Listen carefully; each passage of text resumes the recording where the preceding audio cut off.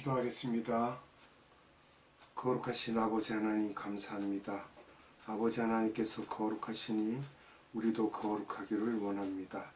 오늘도 복된 날 허락하시고 생명의 말씀 앞으로 인도하신 하나님, 이 시간 성령님께서 함께하여 주셔서 충만하시고 말씀을 선포하는 자 위에 함께하시며 듣는 자들 머리 위에 함께하여 주셔서 오직 하나님의 살아계시고 항상 있는 생명의 말씀으로 우리를 양육하여 주시기를 원합니다. 시종을 주님께 의지하옵고 예수님의 이름으로 감사하며 기도드리옵나이다. 아멘. 오늘은 6월절 4일 점검 기간에 대해서 말씀을 나누도록 하겠습니다. 6월절 4일 점검 기간 동안에 예수님이 무슨 일을 하셨는지 우리가 살펴보도록 하겠습니다. 갈릴리에 계시다가 예수님이 절기를 지키기 위해 예루살렘에 올라오시는 코스를 우리가 살펴보겠습니다. 첫째는 가버나움에서 여리고로, 여리고에서 예루살렘으로 이렇게 올라오시는데 베다니에 늘 머무시고 그렇게 하셨죠. 예수님께서 공생애 동안 가버나움에 계시다가 네 번째 6월절 때 예루살렘에 가기 위해 여리고로 따라 내려가시다가 삭개오를 만났고, 또 여리고와 예루살렘을 연결하는 고속도로를, 하이웨이죠, 고속도로를 따라 가시다가 베다니에 꼭 들르셔서 주무시고 벳바게를 통해 예루살렘에 들어가셨고, 또 예루살렘에서 볼일을 보신 후에는 저녁이면 베다니로 돌아오셔서 머무셨습니다. 거기가 마리아와 마르다 나사로의 집이죠. 우리가 예루살렘 성전을 살펴본다고 하면 성전 뜰이 언덕 위이기 때문에 동문도로 나가면 100m 정도 되는 절벽이 있는데 그 밑에 계곡을 기드론 계곡이라고 합니다. 낭떠러지요. 지금은 기드론 계곡이 공동묘지처럼 되어 있습니다. 다윗의 아들 압살롬의 묘도 거기에 있죠. 예수님이 네 번째 6월절을 맞으러 가실 때도 여리고, 베다니, 벳바게 이렇게 거쳐서 예루살렘 코스로 올라가셨던 것입니다. 그러면 그 올라가실 때에 어디로 어떻게 해서 무슨 설교를 하셨는지 우리가 살펴볼게요. 예루살렘 코스로 올라갈 때 1월 10일 날입니다. 종료주일을 양취하는 날이죠. 마태복음 21장 1절에서 17절에 내용이 기록되어 있습니다. 그리고 1월 11일 날은 마태복음 21장 18절로 22절에 이르는 말씀을 또 하시고요. 또 그 다음에 12일 날 화요일이 됩니다. 1월 12일 화요일이죠. 마태복음 21장 23절로부터 말씀이 계속 기록되어 있습니다. 그리고 1월 14일이 되죠. 점검기간 4일 동안에 일어나는 일들이 기록되어 있습니다. 1월 10일은 종료주일입니다. 마태복음 21장 1절에서 17절에 기록되어 있습니다. 양을 취하는 날이며 예수님이 양의 모습으로 예루살렘에 입성할 것을 말씀하고 있습니다. 여기서 우리가 마태복음 21장 1절에서 5절에 이른 말씀을 보겠습니다. 저희가 예루살렘에 가까이 와서 감람산 벳바게에 이르렀을 때에 예수께서 두 제자를 보내시며 이르시되 너희 맞은편 마을로 가라. 곧 매인 나귀와 나귀 새끼가 함께 있는 것을 보리니 풀어 내게로 끌고 오너라. 만일 누가 무슨 말을 하거든 주가 쓰시겠다 하라. 그리하면 즉시 보내리라 하시니 이는 선지자로 하신 말씀을 이루려 하심이라.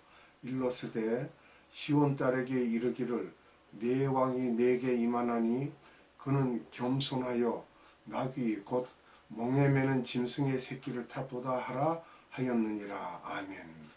스가랴서 9장 9절 말씀을 이루시기 위해서 말씀을 하고 계시죠. 또 이스라엘 사람들이 제사장에 가서 양을 점검받고 4일간 보관하시기 시작합니다. 예수님은 왜 나귀 새끼를 타셨는가 우리가 생각해 봐야 되겠죠. 그러니까 4발 가진 짐승을 타시고 동물의 형상으로 들어간다는 것을 나타내기 위한 모습이죠. 짐승의 모양을 하고 예루살렘에 들어가시는 것입니다. 마태복음 21장 17절을 봅니다. 그들을 떠나 성 밖으로 베다니에 가서 거기서 유하시니라. 베다니, 즉 마리아, 마르다, 나사로의 집이죠. 거기에서 쉬셨죠. 1월 11일 월요일입니다. 마태복음 21장 18절로 22절에 기록이 되어 있습니다. 무화과나무 저주의 사건인데요. 마태복음 21장 18절에서 19절을 말씀을 보겠습니다. 이른 아침에 성으로 들어오실 때에 시장하신지라 길가에서 한 무화과나무를 보시고 그리를 가사 잎사귀밖에 아무것도 없지 못하시고 나무에게 이르시되 이제부터 영원토록 네게 열매가 맺지 못하리라 하시니 무화과나무가 곧 마른지라. 이 말씀은 우리가 자세히 생각할 것은 이 무화과나무에 대한 말씀은 이스라엘에 대한 상징적인 말씀이죠.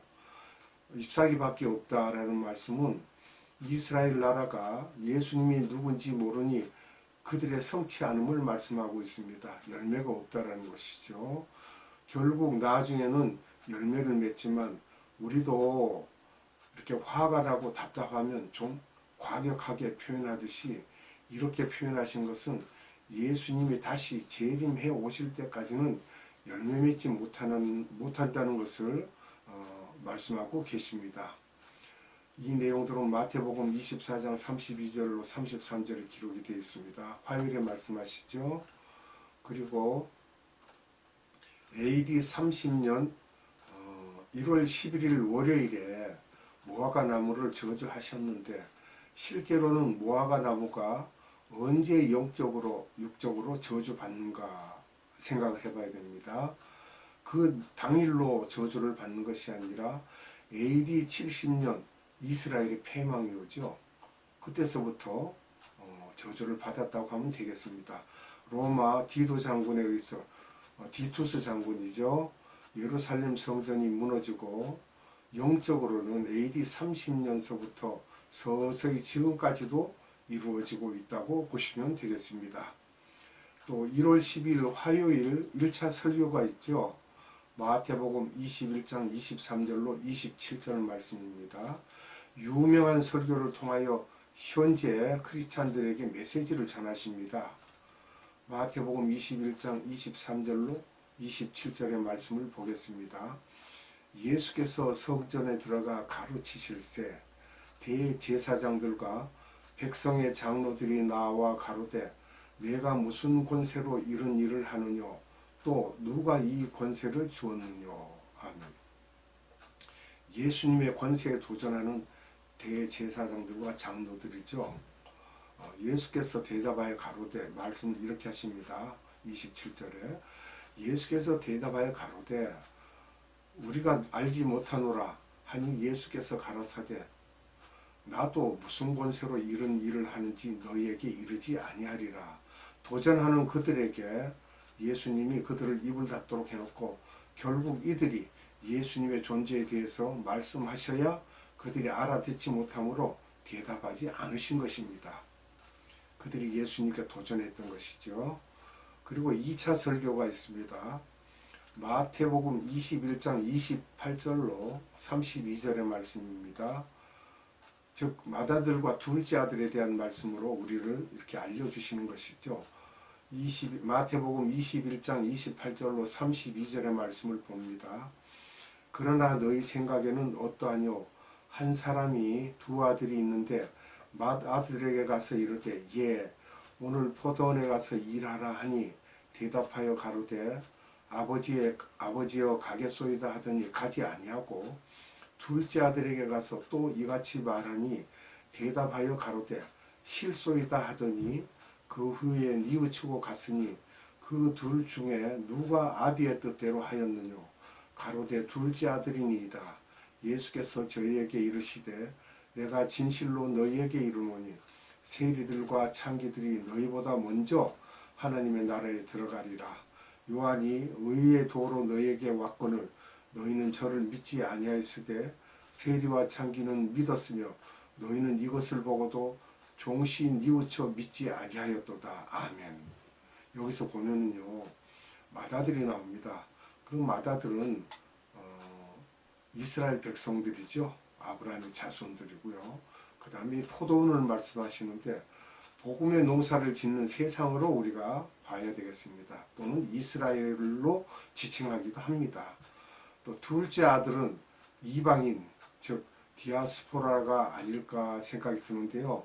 둘째 아들은 이방인으로 우리가 생각하시면 되겠습니다.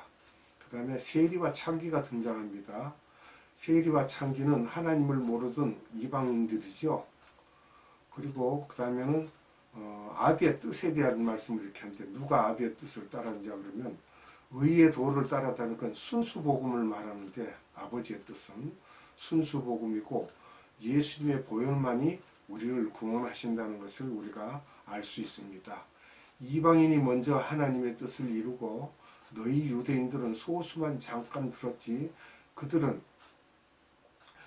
디아스포라에게 전하기 위한 다리 역할만 하였지 결국 이방인이 먼저 복음을 받아들여 하나님의 뜻을 이루고 이방인의 충만한 수가 차야 계시록 6장 11절에 기록된 대로 이방인의 충만한 수가 차야 예수님이 재림하실 것과 유대인들은 하나님의 뜻을 이루지 않는 모습을 볼 것을 미리 말씀하고 계십니다. 하나님의 뜻을 여기 순수 복음을 유대인들은 믿지를 않았죠. 그래서 둘째 아들이 먼저 그 뜻을 이룬다는 것은 먼저 믿는 자와 나중 믿는 자 간에도 그런 격차가 있죠. 먼저 된 자가 나중 되고 나중 된 자가 먼저 된다는 말씀도 있고요. 이와 같이 우리가 말씀을 잘 상기하면서 생각을 해야 될 것입니다. 3차 설교는 마태복음 21장 33절로 46절에 기록된 내용들입니다. 포도원 주인과 악한 소장인에 대한 말씀을 하셨는데요. 말씀을 봅니다. 마태복음 21장 33절에서 46절의 말씀입니다. 다시 한 비유를 들으라. 한 집주인이 포도원을 만들고 산울로 두르고 거기 즙자는 구유를 파고 망대를 짓고 농부들에게 세로 주고 타국에 갔더니 실과 때가 가까우며 그 실과를 받으려고 자기 종들을 농부에게 보내니 농부들이 종들을 잡아 하나는 심히 때리고 하나는 죽이고 하나는 돌로 쳤거늘 다시 다른 종들을 처음보다 많이 보내니 저희에게도 그렇게 하였는지라 후에 자기 아들을 보내며 가로되 내 아들은 공경하리라 하였더니 농부들이 그 아들을 보고 서로 말하되 이는 상속자니 자 죽이고 그의 유업을 차지하자 하고 이에 잡아 포도원 밖에 내어쫓아 죽였느니라. 그러면 포도원 주인이 올 때에 이 농부들을 어떻게 하겠느냐. 저희가 말하되 이 악한 자들을 진멸하고 포도원은 제때 실과를 바칠 만한 다른 농부들에게 새로 줄지니이다.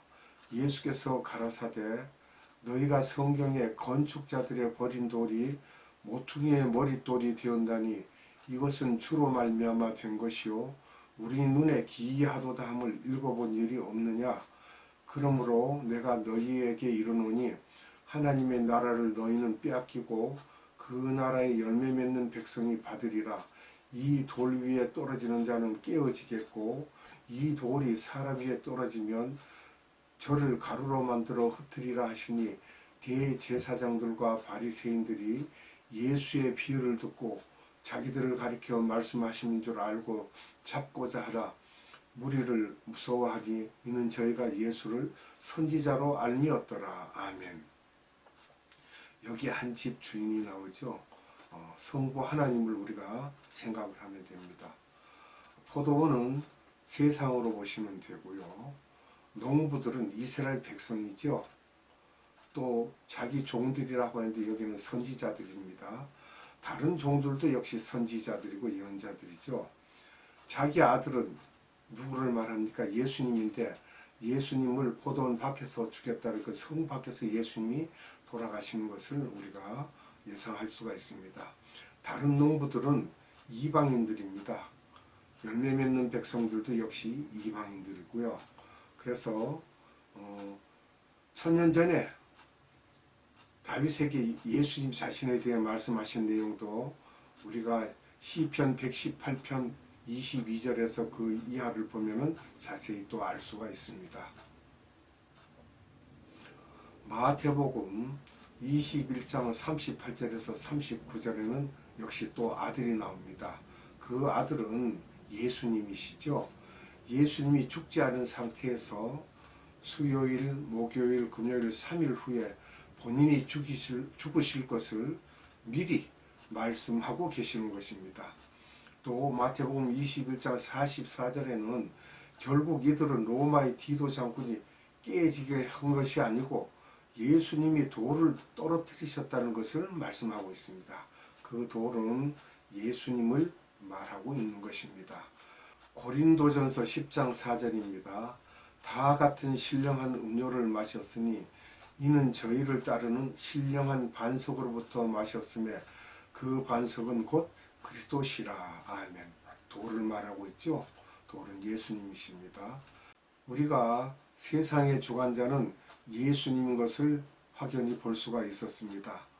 계시록 22장 13절을 봅니다. 나는 알파와 오메가요 처음과 나중이요 시작과 끝이라. 아멘. 예수님은 천지 만물을 주관하시고 처음이며 나중이라고 하셨습니다. 이와 같이 우리는 예수님을 분명히 알고 이 시대에 우리가 의지하고 기댈 곳은 오직 예수 그리스도임을 분명히 알고 계셔야 되겠습니다. 기도합니다.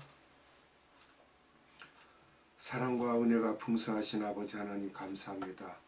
오늘도 주님께서 우리에게 귀한 말씀을 허락하사 그 예수님께서 어떻게 세상에 오셔서 어떻게 우리를 위하여 말씀을 하셨는지 자세히 비유로 말씀을 하고 계십니다. 그 말씀 가운데 본나라 백성이 주의 말씀을 듣지 아니하였고 오히려 이방인들이 하나님의 말씀을 듣고 지켜 열매를 맺는 모습들을 볼 수가 있었습니다. 우리는 본나라 백성이 아닐지라도 하나님께서 우리에게 은혜가 충만한 성령을 부어주셔서 우리로 이 땅에 사는 날 동안 열매를 많이 맺을 수 있는 그러한 믿음 가운데 살 수 있도록 은혜 베풀어 주시고 인도하여 주시기만을 원합니다. 오늘도 생명의 말씀을 주신 아버지 하나님께 무한한 감사와 찬양과 영광을 올려드리옵고 우리 구주 예수 그리스도 이름으로 감사하며 기도드리옵나이다. 아멘. 축도로 예배를 마치도록 하겠습니다. 지금은 우리 구주 예수 그리스도의 한량없는 은혜와 하나님의 극진하신 사랑하심과 성령님의 감화, 감동, 교통, 충만하심이 오늘 예배드리는 모든 자들의 머리 위에와 이 나라의 많은 교회들 위에와 이 나라의 많은 선교회들 위에와 에바다 국제 선교회 위에 지금으로부터 영원토록 함께 하시기를 예수님의 이름으로 축원하옵나이다. 아멘.